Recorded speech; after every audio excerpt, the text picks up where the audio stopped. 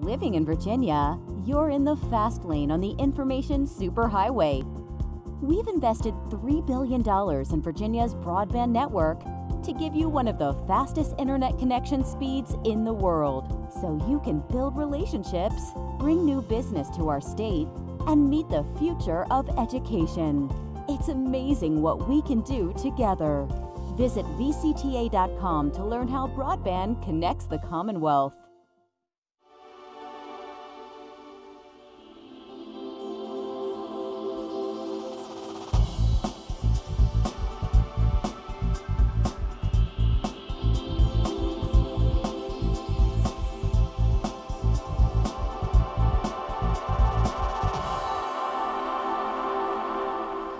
From the General Assembly and the City of Richmond, I'm Woody Evans for Cable Reports, brought to you by the Virginia Cable Telecommunications Association and Cox Communications, connecting Virginians to their government. We're pleased to have two members, one from the Senate and one from the House. Senator Lionel Spruill, good to see you, sir. Good morning, sir. Good to be here. Good. Delegate Cliff Hayes, good to see you again, sir. It's a pleasure seeing you as well. Well, we're about 2 weeks away from the end of this short session. How do you think things have developed? Well, I think things have gone pretty well. As you know, we're in what we consider a short session, and really it's interesting because whether it's a long session or a short session, it seems to be about the same number of bills and amount of work, just condensed into a shorter span of time. And we still have to get it all done. But we're here now. It's past crossover, past crossing over our budgets as well. And so we'll see what happens from here on out in conference as bills are put together, as the budget is put together. And Senator Spruill, it's a little bit ironic that we are also celebrating the 400th year of the House of Burgess, which eventually became the General Assembly. But we still have vestiges of racism, and I know you have a bill dealing with that. Yes, and that's what really hurts most of the 400 years. We're looking at the slavery, rights for women's, and yet we should be concentrating on that as far as how we have changed and things have developed in those 400 years. Yet we have a mess going on here in Richmond now that's taking away all the time as far as us to recognize the gain that we have made of what have took place 400 years ago, coming to Virginia, regardless of what they said in Massachusetts about Thanksgiving, that we'll say, hey, what about those good things that have happened all the 400 years? And what's happening is taking away from some of that. But we were hoping now that would take place, and what the bill that we can talk about today will kind of address some of those needs. And your bill dealing with minimum wages. Yes. Talk about that. That's the bill, the Jim Crow bill, the minimum wage, when they would have what you call the shoe shine boy, the bus boy. And what happened was we found out that if you own a company, allow me to come in, then I would give you a piece of whatever you charge me, and then that's up on me what I make.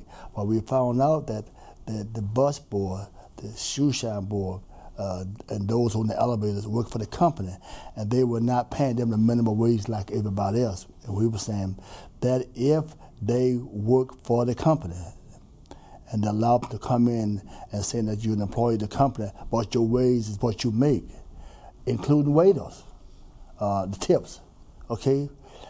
I work for this restaurant, but my money is based on tips. I may have a good day today, tomorrow may not. So we are saying that if you work for that company, that they will at least make the minimum wage. Delegate Hayes, you have some legislation dealing with African American cemeteries, as I recall. Oh, absolutely. One of the great things here at the General Assembly that has been done is a fund created to help restore African American cemeteries across the Commonwealth, as long as we're able to document the graves and the starting or establishment of those cemeteries prior to 1900. And so this session, I was proud to sponsor legislation and amendment to budget amendment to actually provide funding for Oak Lawn Cemetery in Suffolk. And so how's that going? Is that funding going through? It's going very well now. It's gone through the House unanimously over to the Senate now. And hopefully, if my good friend will take care of the bill on that side. Then soon we'll be looking at assisting the Oak Lawn Cemetery Foundation in their efforts of cleaning up that cemetery and making sure that we restore a lot of the headstones that may be in disrepair or broken, etc., to help identify those graves. And Senator, you have some legislation dealing with pipeline safety, I believe. Yes, in our district, and of course this is as well, but I live in the Georgetown section, when Virginia National Gas were using the right-of-way from the Million Powers right-of-way to put the pipeline down. And the complaints were that under those power lines, they're about 3 to 4 feet in the ground. If a spark hit, you got a problem. But the major problem was the pipeline was going 4 to 5 feet from the closest home. And they had to, and also wetlands out in where Harry Power Sunrise Hill. And we were saying that with that, we were saying had it been really vetted properly, have you make sure the safety issues are. Because across the country we found out pipelines, boom, boom. And we went to the SCC, and the complaint was that it has not been properly checked out safety-wise.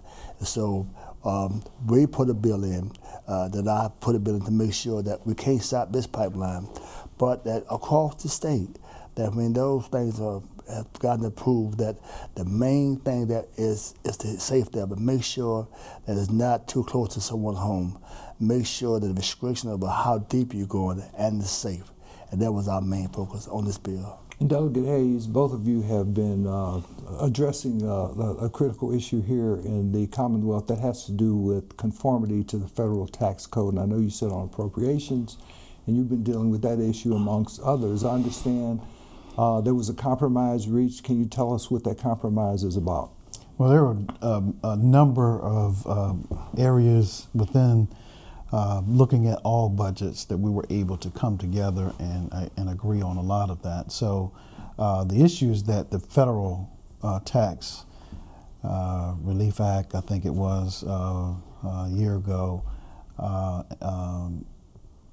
because of the passage, created a difference in Virginia where we have a number, it's not now aligning with the state tax code here, and so what we had to do is to make some changes to our tax code here in the Commonwealth to try to align and make up for the differences. The problem is, the question is, how many persons will be negatively impacted in the Commonwealth of Virginia versus via the state code. We have a number of people across the Commonwealth.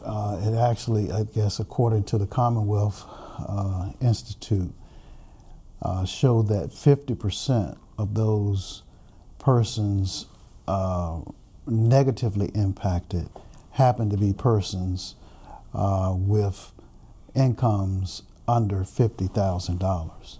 And so the question is, what should be done about that? And so we've been able to come together and negotiate what may be able to better align and from an equity standpoint, address a whole lot of the issues in those communities. Yesterday, we were able to even begin looking at issues when it comes to evictions. We know that from a policy standpoint was something that we wanted to address, and working along with the Black Caucus, we were able to negotiate on the House side some of the issues regarding funding dealing with that issue. When it comes to tuition for our historically black colleges and universities here in the Commonwealth, whether that be Virginia State University or Norfolk State University, we were able to negotiate that we will be able to provide close to $2.5 million in the budget to help with financial aid assistance in that regard. When it comes to, and I think Senator Spruill's Senate district, the schools that are in his district, it applies to his situation as well as mine. The 5th Senatorial Senate district overlaps the 77th House district. And so those schools that we have when it comes to at-risk K-12 education initiatives, we were able to negotiate in that regard as well. So we'll see what happens here as we head in. Now, after those negotiations yesterday, we were able to move up the timeline for processing returns.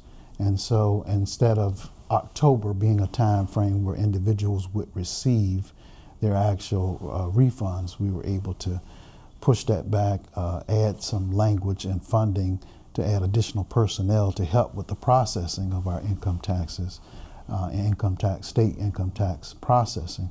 And so it looks like around the August time frame, as opposed to later in the year, people will begin receiving those. And so, Senator, these are issues that are near and dear to your constituents, obviously, since you're his senator. And those schools that he mentioned hopefully will be the recipient of additional funding. You'll be surprised, especially in Norfolk. We do have some problems, some schools in Chesapeake, but in Norfolk, we went to Booker T High School, for example. The worst two high schools that we have in Norfolk is Booker T. They got pots, they got holes in the wall, they got mold in the school. They carried us to the stadium, the broken down stadiums, and look at that.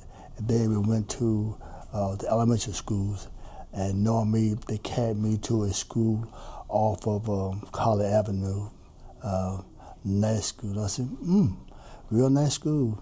And then they carried me less than half a mile away to a school in the black neighborhood. And the other school I was mentioned before, they had security guards. You want to get in the building, they had someone, security, 3 or 4 security guards walking around. You check in, you had to check in. Then I went to this other school off of Lindenwood, off of Tower Drive. They had pots in the ground. I said to myself, is this stuff staged for me to see that you know? And the kids, I walk in the kids, just open the door, tell them come in. And so we have a real serious problem with that. So what he was saying, that this would help out a whole lot with that. Then as far as the college is concerned, it has always been my concern that we really had a problem with the disparity of the funding for the schools with Norfolk State, Virginia State. And this has improved some.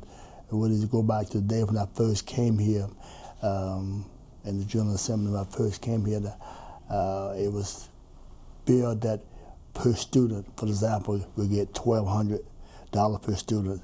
And when I got here, it looked like overall budget that all the white schools would get $1,200, but 2 black schools would get $800. And I would ask the question, why? I said, they are state schools, you know. And so Governor Gilmore's credit, and the Republican to his credit, I talked to him about that, and he was able to fix that for us, but I had to do something for it. I had to vote for that car tax. I was the faithful person vote for that. So now, all the schools there's buying for money, we could improve somewhat now. But we are figuring on that with this budget, what he was talking about, we're figuring on now that it will hopefully make all the schools better. Also, there's some money, and also for teachers' raises, I believe. Teachers' raises. See, that's as well. That's in there because if you want good teachers, you got to pay them, because we are finding out that what a lot of educators are doing, they're hopping schools, if I can use that term, because we figured the best in Hampton Roads, Tidewater, to put it that way, the best school to pay-wise is Chesapeake and Virginia Beach, for example, you see. Other schools, good schools in Norfolk, good schools in Portsmouth, but we want good teachers, and you can't blame them, they have to live too. So they were saying that I'm a good teacher in Portsmouth or Norfolk, but these cities are paying well, so I'm gonna try to move there. And that's what we're trying to stop. That's say, hey, we need good teachers of all of our schools, you see. And so, but for me, I am fortunate to have the youngster as my delegate. I call him a youngster because his daddy and I grew up together. And so he is doing a good job. So I brag about him all the time because it was my pick with him, not changing the subject. It was my pick for him because when the Democratic Committee wanted to look at someone else on my victory night, I call this young man in, so he is doing a great thing. So we try to keep each other informed of what's happening with their education. And in our cities across the state, we try to stay in touch with one another. So fortunately, as I move on, I know who I'm going to pick to follow me in the Senate. I can't call his name because he might get too big-headed, you understand? But he's a good person. I like it. Well, to the extent that there is this potential for a teacher raise, could it not have an adverse impact on school districts who have to match funds for those raises? I think some of that was included in the governor's budget. But as the House appropriations have begun to look at that, and of course in the Senate budget, what we've been able to do is look at ways to help those localities that hadn't even issued the raise as of yet because of not having the funding. We were able to, in the language, be able to modify that. Is there a way to use some of the state lottery funds to provide local school districts with more flexibility without any strings attached? Absolutely, and so that was a portion of what we've been negotiating over the past few days, as well as looking at that at-risk piece too when it comes to K-12 education. And guess what? Guess what? On a lot of from a lottery, we wouldn't get more money now because my bill's going over to the House that I am hoping that my favorite son will protect.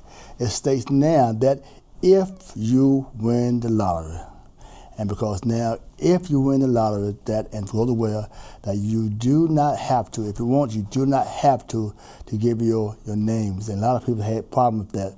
But we found out across the country that it created more family problems. And people want to hurt someone because of that. And I used the example with it that I say, could you imagine me with 16 brothers and sisters, 72 nieces and nephews? I won't have a damn penny by the time I pay everybody out some money, you see.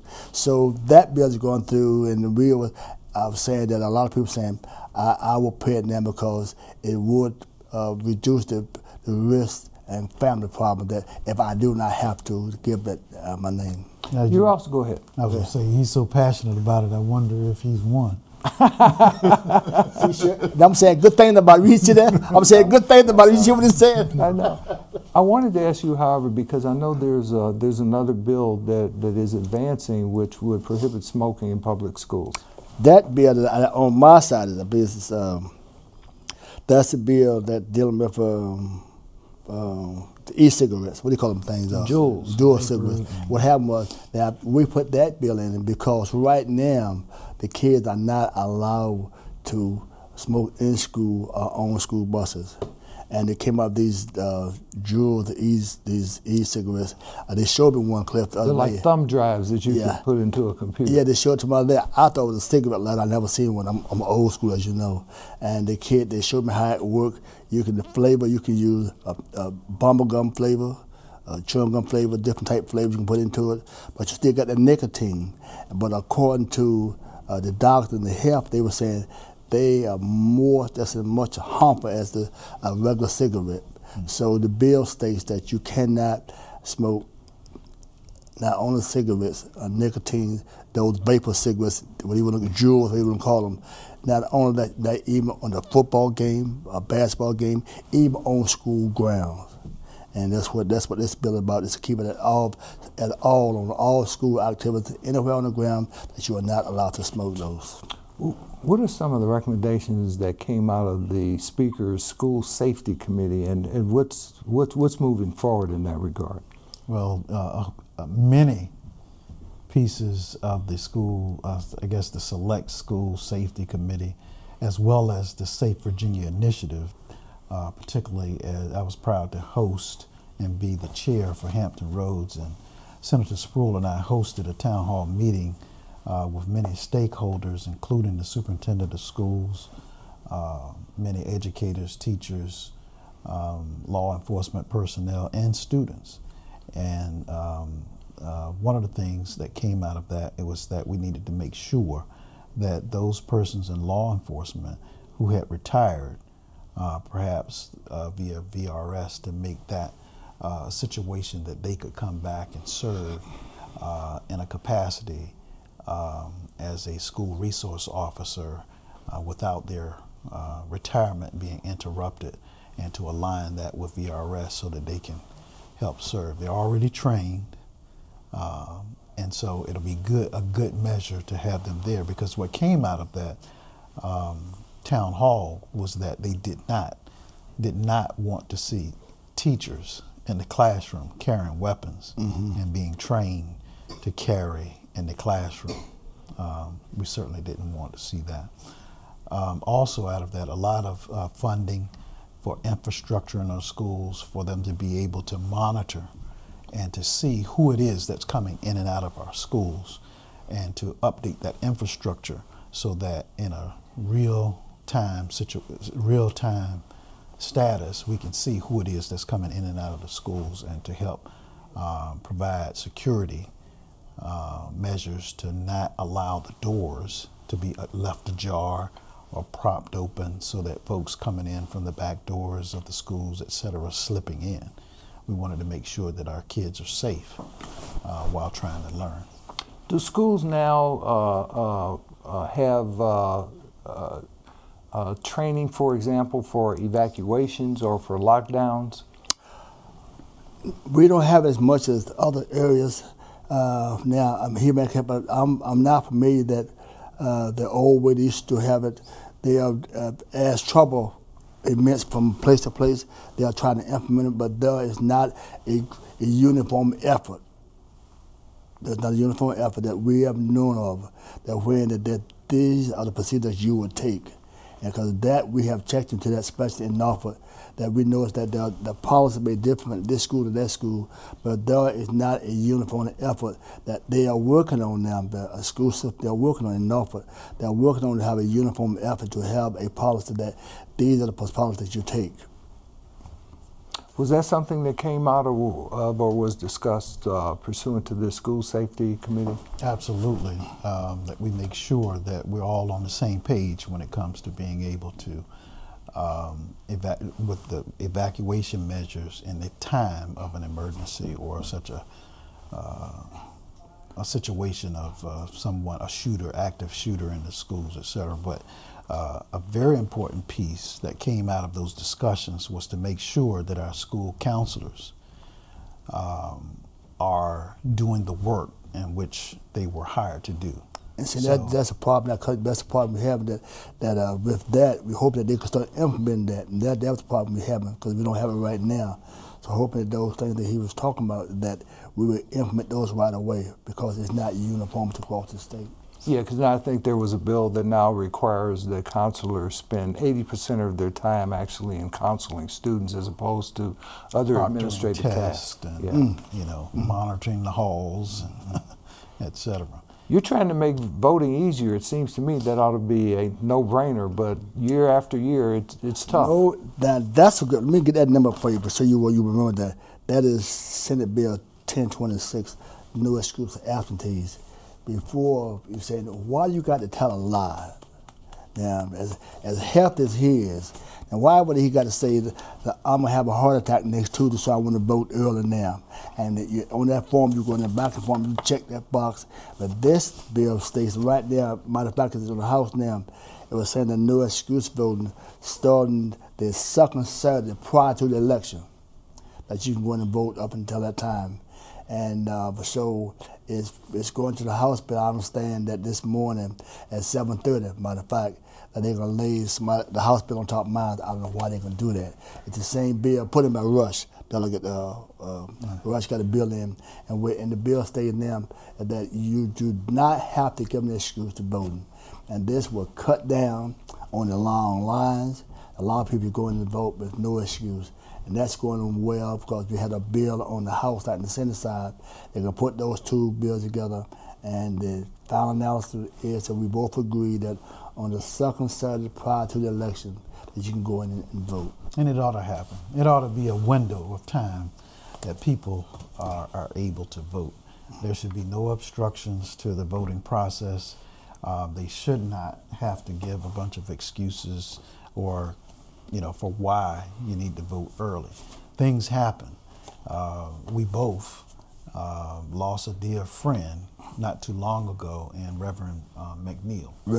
But Reverend McNeil, this isn't the reason why he passed. He passed of of natural causes.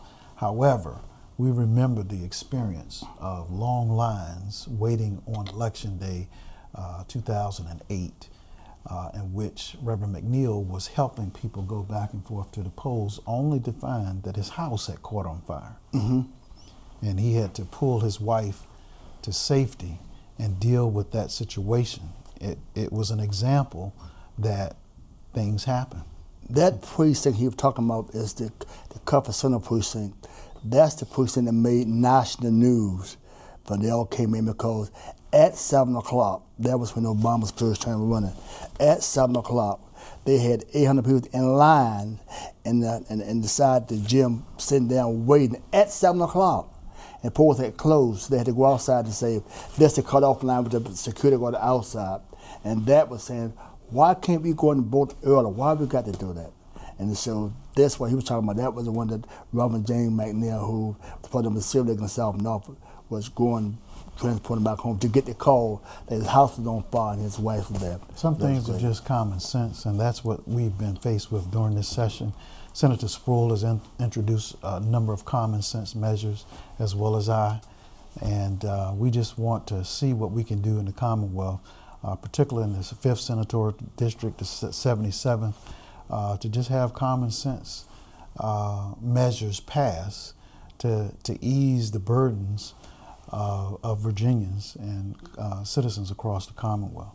Well, something that's been around for quite a while is coming to fruition, not maybe in the manner that you want because of what the House Privileges and Elections Committee will or will not do, but there is going to be some form of legislation dealing with redistricting, a bipartisan commission apparently. What's your view on that? There is no such thing as bipartisan. If we can get Delegate Hayes, my son and my favorite one, to get his chairperson of P&E, Delegate Cole, to just listen. We have had good bills to come before the P&E committee, pass out of the Senate, because you believe that, on bipartisan. They get to the House, Delegate Cole put it somewhere, won't even let it be heard. Now the Supreme Court have said, this is the district, and he's going to be safe, bless his heart. This is the district, but the district they have drawn, you would have thought that Supreme Court was they were all Democrats. Now Cole he got a bill now, his own bill in. You see, we were saying the bill that was put in by the House and the Senate some time ago, they had you let those bills come to fruition to have a hearing, a vote on them, that those would benefit everybody, that it wouldn't have an impact on the African American or anybody. They've been a good bill. They let it happen. Well, we're going to have to leave it at that. Thank you both for being here. Delegate Cliff Hayes, good to see you. Senator Lionel Spruill, good to see you again, sir. My pleasure, sir.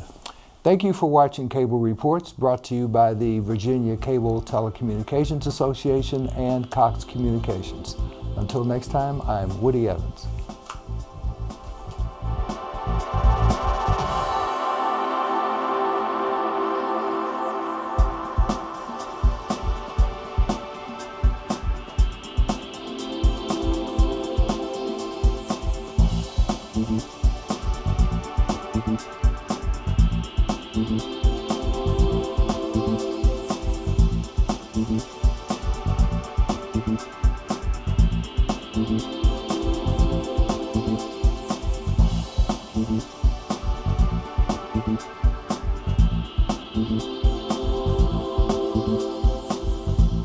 Mm-hmm.